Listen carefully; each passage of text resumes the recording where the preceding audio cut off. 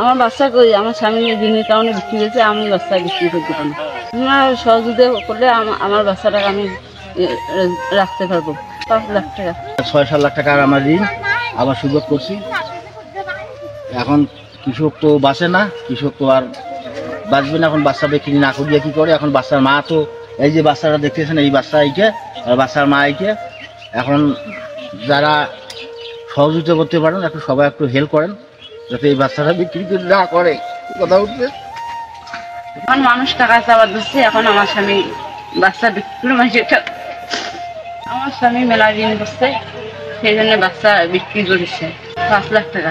বাচ্চাটা লাথি টাকা পয়সা ইন করছি, মেলা মানসি চায়, ভাত পানি নাই, নদী ভাঙ্গা অবস্থা, মেলা ইন করছে বেটা, ভাত পানি নাই, খাবার খাবার কানতে চাড়ে তুলে বিক্রি করছে। খুব ভাব হবে